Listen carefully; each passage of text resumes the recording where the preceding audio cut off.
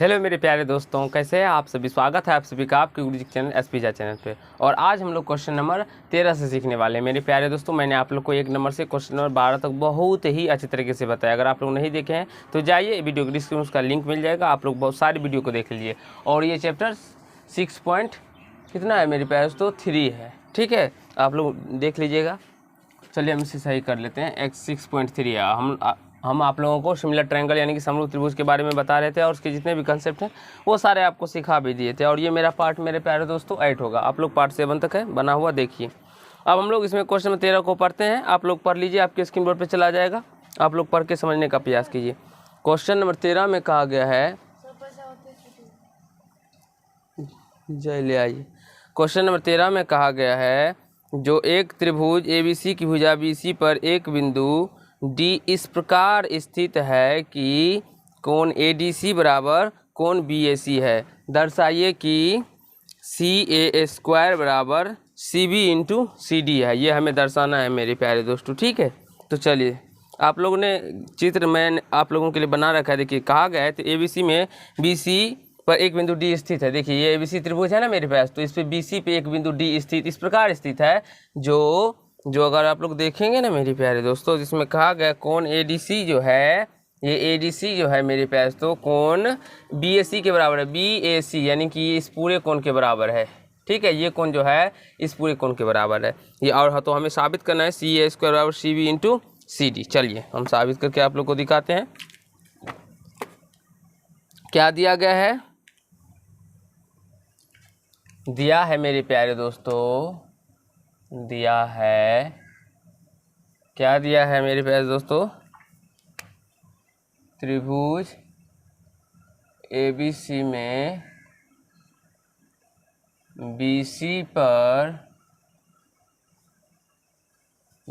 पर एक बिंदु D इस प्रकार स्थित है, इस प्रकार स्थित है कि कोण ADC बराबर कोण BAC है। मेरे प्यारे दोस्तों, कोण ADC बराबर क्या है, BAC। तो सिद्ध क्या करना है देख लेते हैं। सिद्ध करना है मेरे प्यारे दोस्तों, सिद्ध करना है, क्या सिद्ध करना है, CA² बराबर CB into CD। CB into CD वैसे मत कीजिए बाबू। CA² बराबर क्या हो जाएगा, CB इंटू CD। चलिए अब हम लोग प्रमाण देते हैं मेरे प्यारे दोस्तों। अब हम लोग प्रमाण देते हैं, आप लोग समझने का प्रयास करेंगे। ठीक है, देखिए प्रमाण देते हैं। जो मैं आप लोग को बताता हूँ, आप लोग 3 बार 4 बार बारीकी से अपने प्रश्न को बनाइएगा, एकदम समझ जाइएगा मेरे प्यारे दोस्तों। इसमें प्रमाण देते हैं त्रिभुज CDA और त्रिभुज CAB में। ठीक है, CDA और CAB में भी आप लोग दे सकते हैं, या तो आप लोग CAB भी लिख सकते हैं, कुछ भी CBA कुछ भी लिख सकते हैं। ठीक है, अब मेरे प्यारे दोस्तों हम यहाँ पे देखते हैं तो ये कोण जो है, ये CDA में ये कोण जो है कोण ADC ये बराबर है मेरे प्यारे दोस्तों कोण BAC के, है ना बाबू बराबर। ये ऊपर में हमें क्या किया गया, गिवन डेट में दिया गया है। ठीक है, दिया है ये मेरे प्यारे दोस्तों, ये दिया गया है जो कोण ADC जो है, ADC यानी ये कोण जो है वो कोण BAC के बराबर है। कहाँ गए BAC, तो BAC यानी ये पूरे कोण के बराबर है। ठीक है बाबू, अब हम लोग समझते हैं। देखिए यहाँ से लिख सकते हैं, चूंकि कोण DCA जो है मेरे प्यारे दोस्तों वो बराबर होगा कोण DCA जो होगा मेरे पास, तो वो कोण किसके बराबर हो जाएगा,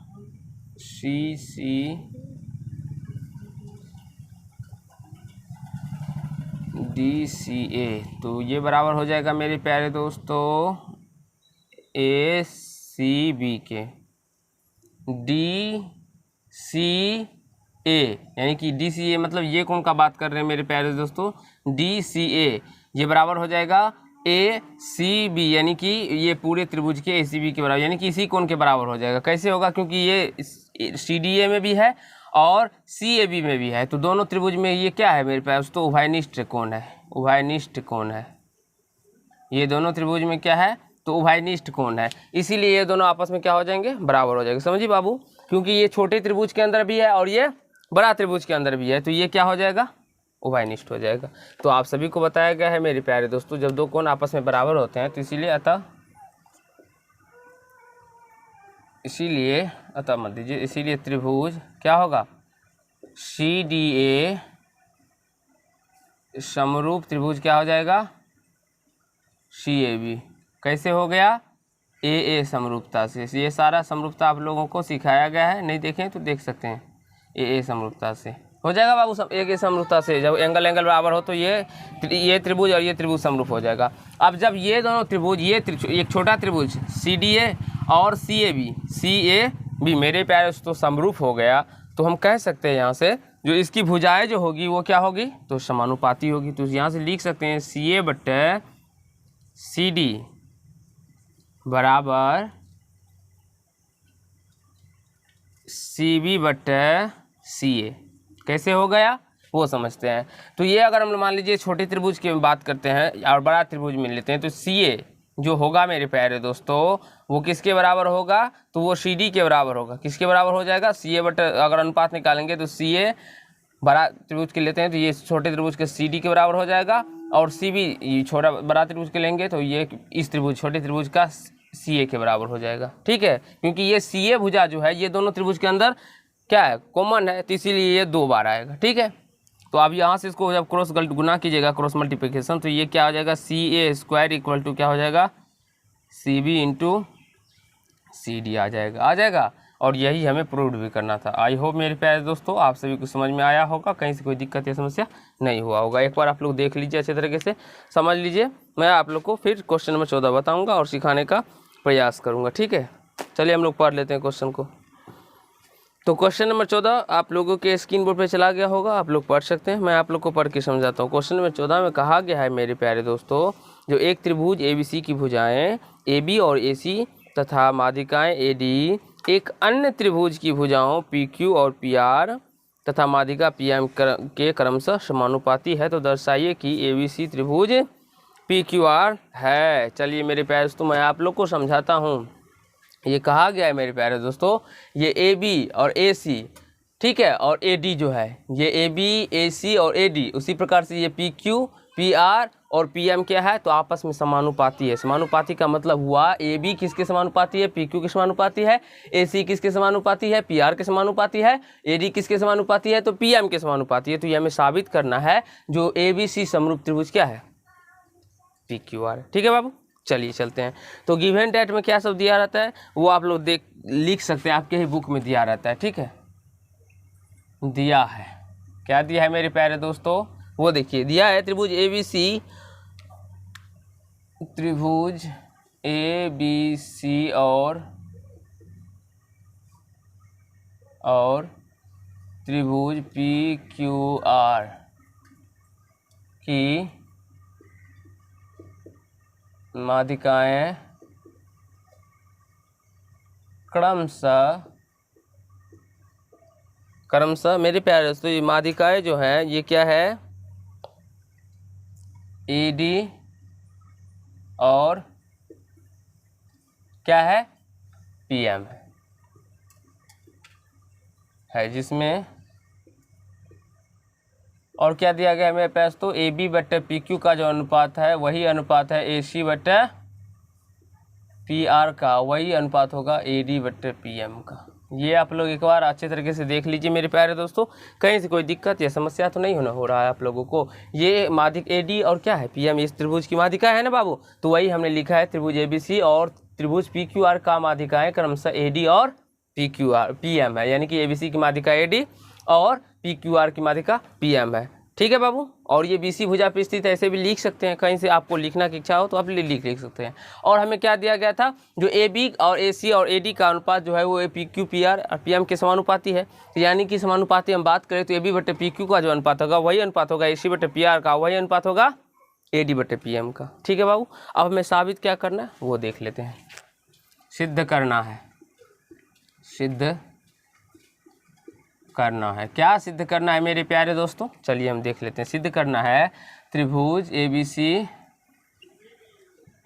समरूप त्रिभुज PQR। क्या साबित करना है आप लोगों को पता चल गया बाबू, आशा है आप लोग को भी समझ में आया होगा। आप कैसे साबित करेंगे ये आपको सोचना होगा, अपने दिमाग को लगाना पड़ेगा मेरे प्यारे दोस्तों। चलिए हम लोग साबित करते हैं। देखिए चूँकि मेरे प्यारे दोस्तों यहाँ पे दिया गया है, क्या दिया गया है, AB जो है AB/PQ का जो अनुपात है वही है AC/PR के बराबर है, और वही मैंने कि AB/PQ जो है वो AD/PM के भी बराबर है ना बाबू। ये तीनों आपस में क्या है, बराबर है। और ये कहाँ से आया मेरे पास, तो ये दिया है ना बाबू, दिया। ठीक है। अब मेरे प्यारे बच्चों, मेरे अच्छे बच्चों, आप लोग गौर कीजिएगा यहाँ पे। तो हम यहाँ पे इसको देखिए, AB/PQ का जो अनुपात है वही यानी AD/PM के बराबर है। बाबू आप लोग अच्छे से देखिएगा, ठीक है। ये AB/PQ का जो अनुपात है वही अनुपात AD/PM का है ना। आप लोग देखिए यहाँ पे AB/PQ बराबर है ना AD/PM के, तो AB/PQ का अनुपात जो है AD/PM के बराबर है। और देखते हैं मेरे पास, तो AC/PR का जो अनुपात है वही अनुपात है AD/PM का भी, है ना बाबू, है ना। तो मेरे प्यारे बच्चों आप लोग यहाँ से गौर कीजिए, जो AB/PQ का जो अनुपात है वही AD/PM का है, AC/PR का जो अनुपात है वही अनुपात है AD/PM का। तो इसी प्रकार मेरे प्यारे दोस्तों इस BC/QR का जो अनुपात होगा वही अनुपात होगा AD/PM के अनुपात के बराबर होगा कि नहीं होगा, ये आप लोग हमें बताइए कमेंट करके, ठीक है। देखिए बाबू, जब AB/PQ का जो अनुपात है वो AD/PM के अनुपात के बराबर है, AC/PR का जो अनुपात है वही अनुपात है AD/PM के बराबर है, तो BC/QR का जो अनुपात होगा वही अनुपात AD/PM के बराबर होगा ना बाबू, हो जाएगा। अब मेरे प्यारे बच्चों आप लोग देखेंगे यहाँ से, तो ये सारे क्या आ गया, बराबर आ गया। यहाँ से लिख सकते हैं, इसीलिए AB/PQ बराबर AC/PR बराबर BC/QR हो जाएगा बाबू, क्योंकि ये सारे के बराबर में AD/PM है, तो यानी कि ये सारे आपस में भी बराबर होंगे, हो जाएगा आप लोगों को भी मेरे पास। तो जब ये तीनों भुजा समानुपाती हो गया तो इसका मतलब क्या होगा, अतः त्रिभुज ABC समरूप त्रिभुज PQR है, हो जाएगा बाबू। प्रूव्ड हो गया। कैसे हुआ ये, तो SSS समरूपता से। ये सारा समरूपता आप लोगों को मैं साबित करके बताया हूँ, प्लेलिस्ट में सारा का वीडियो बना हुआ है मेरे प्यारे दोस्तों, या तो आपको डिस्क्रिप्शन बॉक्स में भी लिंक मिल जाएगा, आप लोग देख लीजिए और अपने कंसेप्ट को क्लियर कर लीजिए। तो ये हमारा प्रूव्ड हो गया था। आई होप मेरे प्यारे दोस्तों आप सभी को समझ में आया होगा, कहीं से कोई दिक्कत या समस्या नहीं हुआ होगा। अगर आप लोग को समझ में आ गया हो तो वीडियो को लाइक करके कमेंट कीजिएगा, चैनल पर नहीं तो चैनल को सब्सक्राइब करके बेल आइकन को प्रेस कर लीजिएगा, जिससे मेरे हर एक वीडियो का नोटिफिकेशन आप तक पहुँचता रहे। और आज की पार्ट में मेरे प्यारे दोस्तों हम लोग इतना ही करने वाले हैं। धन्यवाद।